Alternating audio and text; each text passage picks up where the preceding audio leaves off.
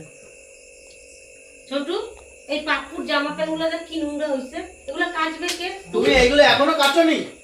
তো তুমি একটু কাচলে কি হয়েছে? এটা নিয়ে এত কাহিনী করে কতদিন ধরে রেখেছি? কাজের তো বাড়ি এসে কি করবে? হ্যাঁ, কাজের তো বাড়ি এসে সারা দিন তোর ঘরে কাজ, দিন ঘরে কাজ করি কি আমি কি দাসী দেবো?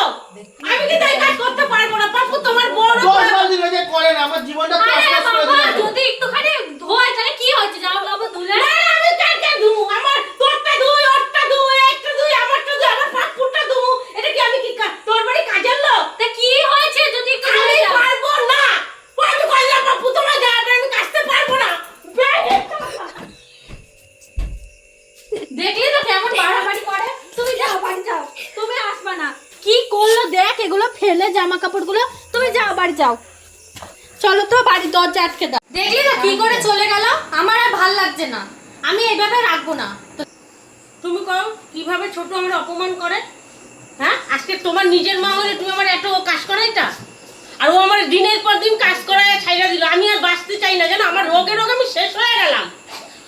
আমি তোমার বউর কাছে আর থাকবো না, তোমার বউর জন্য একটা কাজের লোক রাখা দাও, আমি না খাইয়া বাড়িতে থাকো। কষ্ট কথা। কি করব বলো? আমি ওর বুঝাই, আমার জীবনটা তছনছ হয়ে গেল। বন্ধ কর। আমার আর ভাল লাগছে না, আমি অত ঝামেলা চাই না। মারে বলবি আর আসতে না আমার, আর আমিও যাবো না বাবার বাড়ি। আমার মা বাবাও কারো রাস্তা